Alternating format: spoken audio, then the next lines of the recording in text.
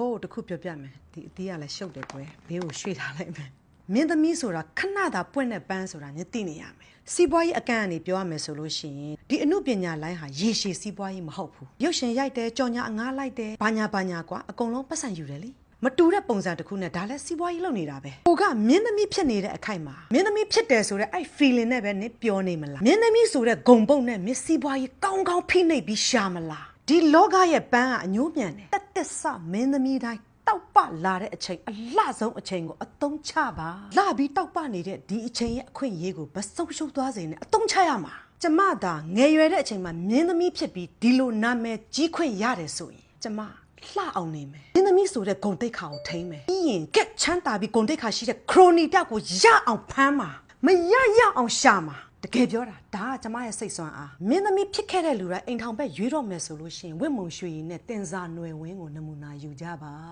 တို့နှစ်ယောက်အရန်တော်တယ်တွေ့လားဝင့်မုံရွှေရည်ပိုတောင်တော်သေးတယ်နာမည်မပြတ်အောင်ထိမ့်ပြီးတထေးတယောက်ကိုမိရ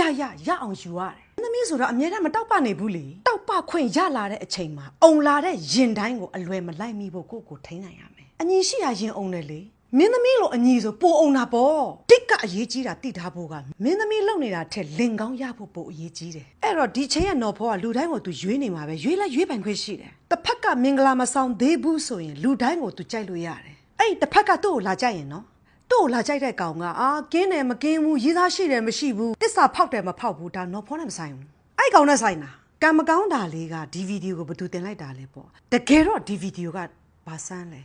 ချစ်သူကြီးစားဆိုဘယ်သူမနှမ်းဘူးလဲနှမ်းတာဘာဖြစ်လဲဒီထက်ချွဲတဲ့ကောင်မတွေတပုံကြီးအဲ့တော့နော်ဖောရင်မစင်စားဒီဗီဒီယိုကဘာကြောင့်ထွက်လာတာလဲတကယ်တော့ဒီဗီဒီယိုကဘာမှမဟုတ်ဘူးဒါပေမဲ့ဘာကြောင့်ဘလို့နဲ့ထွက်လာတယ်လဲဆိုတော့ကာယကရှင်ဖြစ်တဲ့နင်ကအများထက်ပိုသိမယ်သင်ခန်းစာယူဖို့ကွာပြမလားအခွင့်အရေးဆိုတာနှခါမလာဘူးမိန်းကလေးတိုင်းရုပ်ရှင်မင်းသမီးမှမဟုတ်ဘူးစာကလေးဘဝကနေပြီးတော့ဒေါင်းဖြစ်အောင်စူးစမ်းရမယ်ဝတ္တရားရှိကိုရှိတယ်တခုတော့ရှိတယ်ငယ်ကုန်ရှိပြီးလှတဲ့မင်းသမီးပေါ်မှာဒီအခွင့်အရေးကပိုပြီးတော့ပါဝါမြင့်တယ်ချမ်းသာပြီးကောင်းတဲ့ယောက်ျားကိုပိုရနိုင်တယ်ကွာအဲ့ဒါကိုပြောချင်တာဒီအခွင့်အရေးကိုမဆုံးရှုံးစေနဲ့အသုံးချပါလို့ပြောချင်တာအမှုပညာကြီးပဲလှုပ်ရှားနေမယ်ဆိုလို့ရှိရင်အမှုပညာဆိုတဲ့အရာကတိုးလွယ်တယ်ပြက်အစင်ပြင်ခဏတတိကလိုက်ရင်တော့အကုန်ပြန်ကောင်းသွားနိုင်ပါတယ်သေးတယ်လေအမြင့်ကိုပဲပို့ပြီးတော့မော့ကြည့်တခုမြင်လာမယ်မော့ကြည့်မှမြင်နိုင်တဲ့အရာမို့လို့နေမော့မှမြင်မှာနော်ရုပ်ရှင်လောကကိုအများရဲ့အမြင်မှာအထင်သေးစရာကောင်းလာကြီးလားဆိုတဲ့ထင်မြင်ချက်တွေမဖြစ်ပေါ်လာအောင်မင်းသမီးမင်းသားများအားလုံးကထိမ့်သိမ်းရမှာ